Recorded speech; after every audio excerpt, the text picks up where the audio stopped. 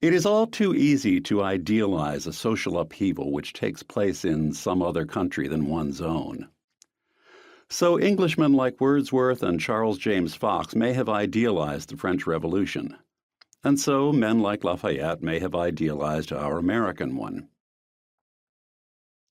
The remoteness of Russia from the West evidently made it even easier for American socialists and liberals to imagine that the Russian Revolution was to get rid of an oppressive past, to scrap a commercial civilization, and to found, as Trotsky prophesied, the first really human society.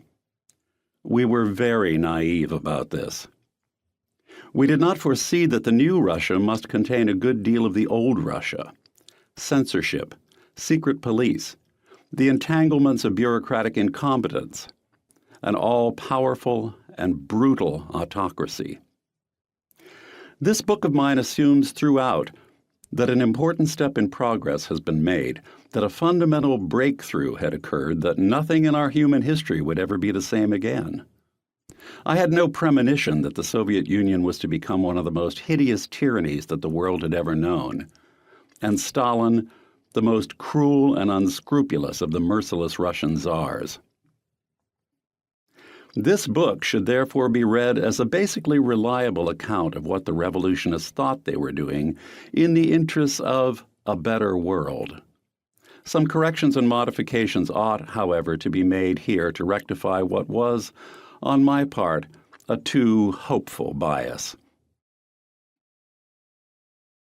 What was permanently valuable, whatever that implies, in the October Revolution, I cannot pretend to estimate.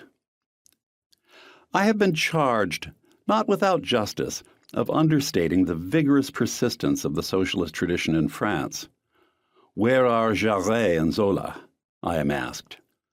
I must answer they are not where they ought to be, and I confess that Anatole France receives something less than his deserts.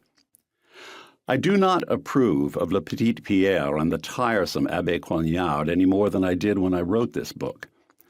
But when I reread Histoire Contemporaine in its collected one-volume edition, I liked it even better than the first time, and found it still a surprisingly accurate picture of French politics and society in our own day. And as for Les Dieux en Soif, the dangers it warns against in the person of its intransigent fanatic, Évariste Gamelin, have been horribly demonstrated since in the intolerance of the Russian massacres. In general, I have not been quite fair to these French post-revolutionary writers, from whom I had previously learned so much.